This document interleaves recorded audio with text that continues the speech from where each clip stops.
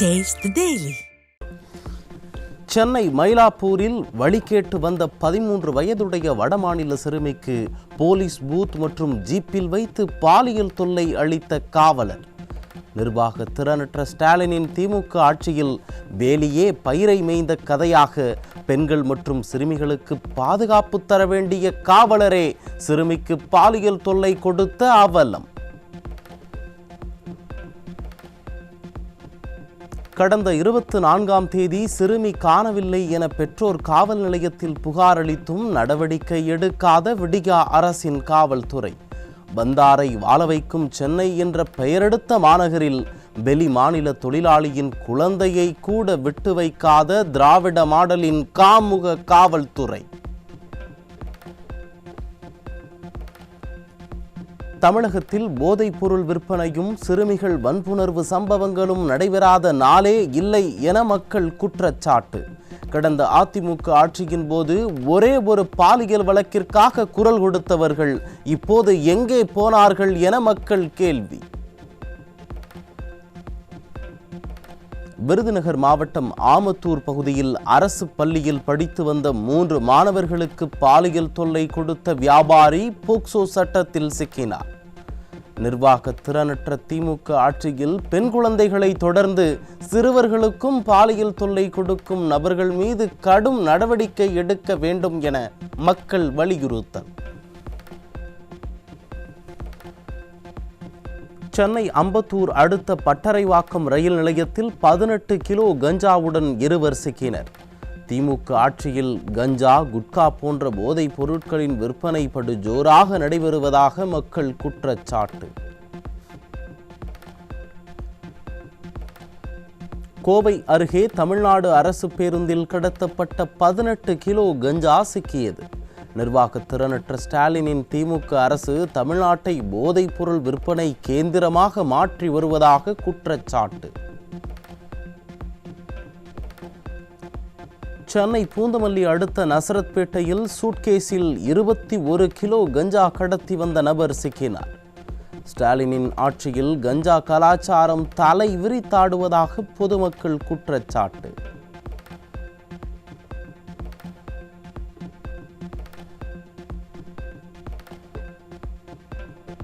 திருநெல்வேலி மாவட்டம் கூடங்குளம் அருகே இலங்கைக்கு கடத்தப்பட இருந்த 50 லட்சம் ரூபாய் மதிப்பிலான பீடி இலைகளுடன் 3 சிக்கினர். எதிர்க்கட்சித் தலைவர் எடப்பாடி கே பழனிசாமி கூறுவது போல் தமிழ்நாடு போதைப் பொருள் கடத்தலின் கேந்திரமாக மாறியுள்ளது மீண்டும் மீண்டும் நிரூபணம். திருநெல்வேலி மாவட்டம் தச்சநல்லூர் அருகே காரில் கடத்தப்பட்ட 190 கிலோ குட்கா சிக்கியது. நிர்வாக திறனற்ற ஸ்டாலின் ஆட்சியில் இளம் தலைமுறையினரை சீரழிக்கும் போதைப் பொருட்கள் கடத்தல் அதிகரித்துள்ளதாக பொதுமக்கள் குற்றச்சாட்டு. கன்னியாகுமரி மாவட்டம் மீனாட்சிபுரத்தில் மூட்டையாக 150 கிலோ எடை கொண்ட குட்கா உள்ளிட்ட போதைப் பொருட்களை பதுக்கி வைத்திருந்தவர் சிக்கினார். நிர்வாக திறனற்ற திமுக ஆட்சியில் போதைப் பொருட்கள் சிக்காத நாளே இல்லை என மக்கள் குற்றச்சாட்டு. தமிழ்நாட்டில் கடந்த ஜனவரி மாதத்தில் மட்டும் 98 கொலை சம்பவங்கள் அரங்கேறி உள்ளதாக அதிர்ச்சி தகவல். அமைதி பூங்காவாக இருந்த தமிழ்நாடு நிர்வாக திறனற்ற ஆட்சியில் இரத்த பூமியாக மாறியிருக்கிறது என்றும் திமுக ஆட்சியில் கொள்ளை நடைபெறாத நாளே இல்லை எனவும் மக்கள் குற்றச்சாட்டு.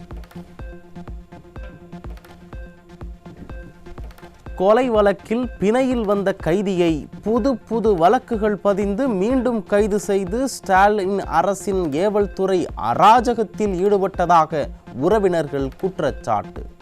சென்னை வாலாஜா சாலையில் திடீரென்று 20க்கும் மேற்பட்ட பெண்கள் சாலை மறியலில் ஈடுபட்ட போது பெண் ஒருவருக்கு வலிப்பு ஏற்பட்டதால் பரபரப்பு.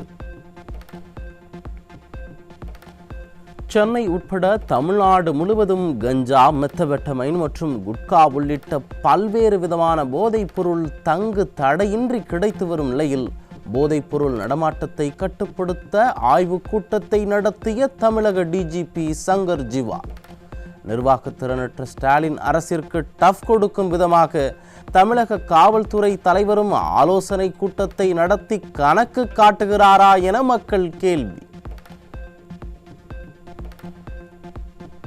நாடாளுமன்றத்தில் மத்திய பட்ஜெட் கூட்டத்தொடரின் தொடக்கத்திலேயே வழக்கம் போல அமளியில் ஈடுபட்ட எதிர்க்கட்சிகளின் கடும் அமளிக்கிடையே பட்ஜெட்.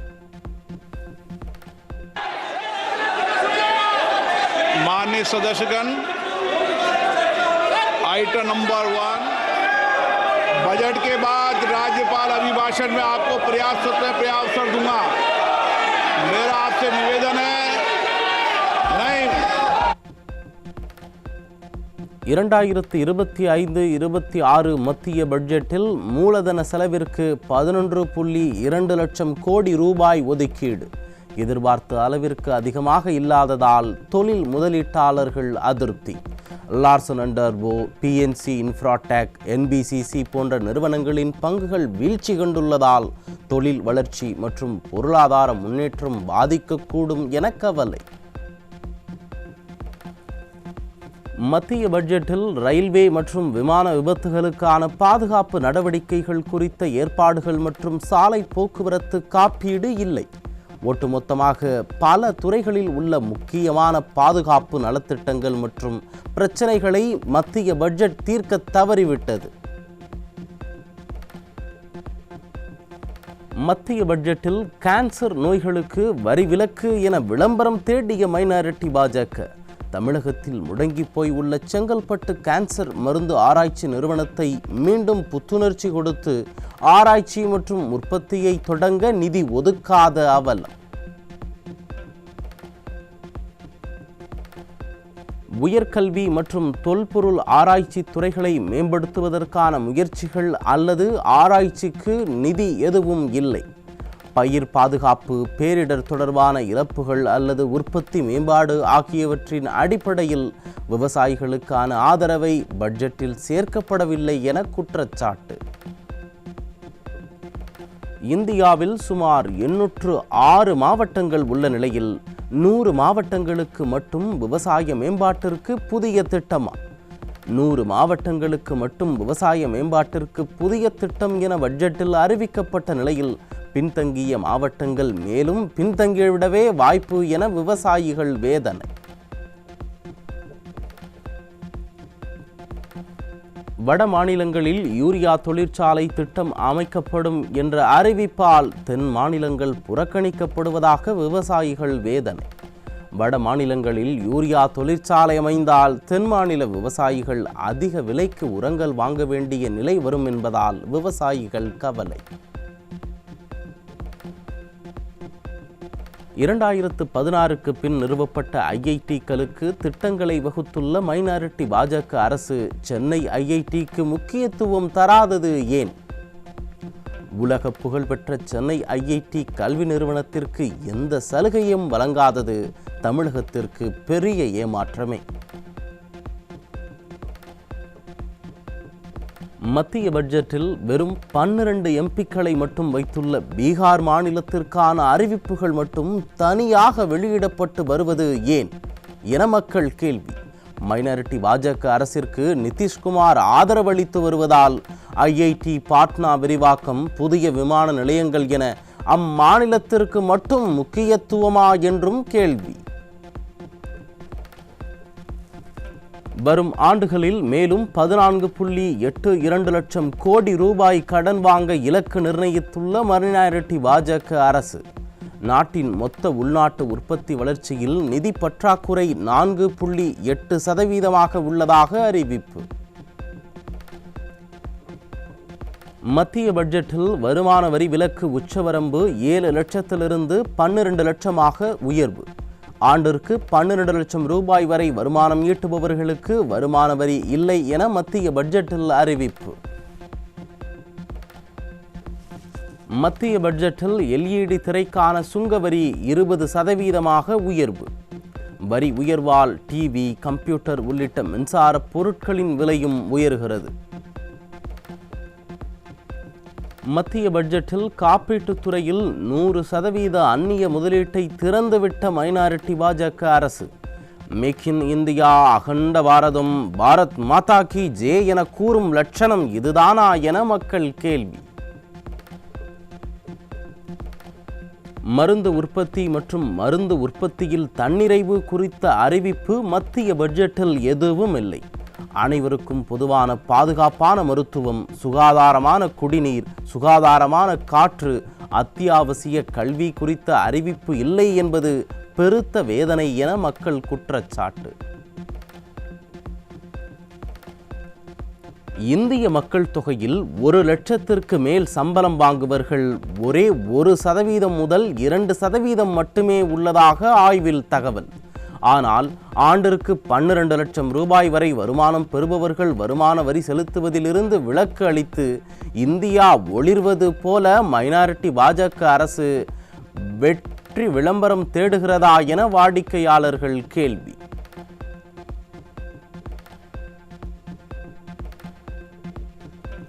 பதினோரு ஆண்டுகளாக தொடர்ந்து ஆட்சி செய்யும் மைனாரிட்டி பாஜக அரசு இந்த ஆண்டு வருவாய் பற்றாக்குறை காரணமாக 11,40,000 கோடி ரூபாய் கடன் வாங்கும் அவலம்.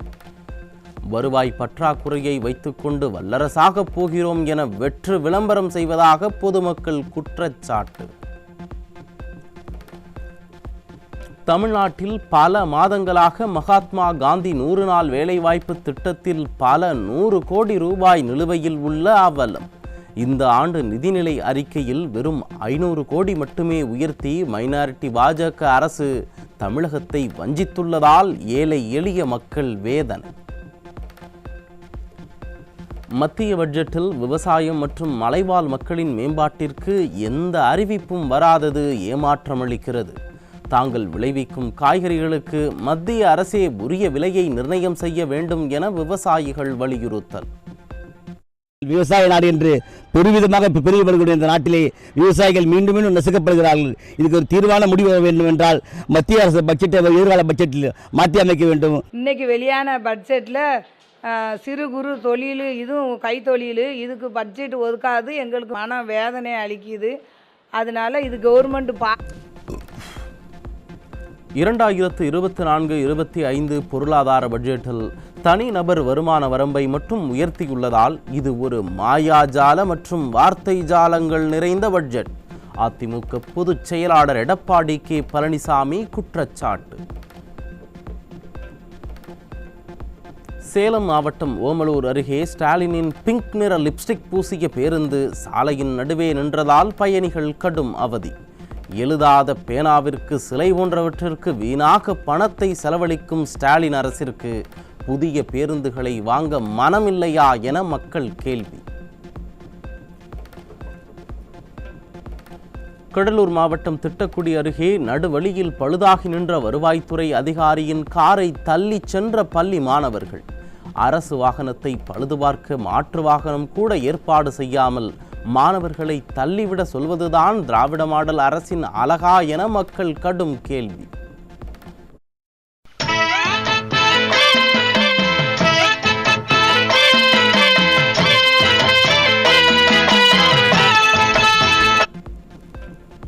பிப்ரவரி மாதம் இந்தியாவில் சராசரியை விட அதிக வெப்பநிலை இருக்கும் என்பதால் கோதுமை சாகுபடி பாதிக்க வாய்ப்பிருப்பதாகவும் விலை உயரும் அபாயமும் இருப்பதாக அதிர்ச்சி தகவல். பஞ்சாப், ஹரியானா, உத்தரப்பிரதேசம், மத்திய பிரதேசம் போன்ற வட மாநிலங்களில் கோதுமை உற்பத்தி அதிகமாக நடைபெறும் நிலையில் நடப்பாண்டு கோதுமை உற்பத்தி பாதிக்கப்படும் என்பதால் விவசாயிகள் கவலை. அண்ணா பல்கலைக்கழக மாணவி பாலியல் வன்கொடுமை வழக்கின் FIR வெளியான நிலையில் விசாரணை என்ற பெயரில் பத்திரிகையாளர்கள் மிரட்டப்படுவதை கண்டித்து ஸ்டாலின் அரசிற்கு எதிராக சென்னையில் பத்திரிகையாளர்கள் ஆர்ப்பாட்டம். விசாரணை என்ற பெயரில் பத்திரிகையாளர்கள் செல்போன்களை பறிமுதல் செய்து வரும் சிறப்பு புலனாய்வு குழுவின் நடவடிக்கையை கண்டித்து கண்டன முழக்கம்.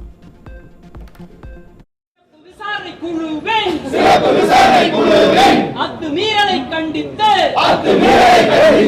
ஆர்ப்பாட்டம், இது ஆர்ப்பாட்டம், பத்திரிகையாளர்களின் ஆர்ப்பாட்டம்.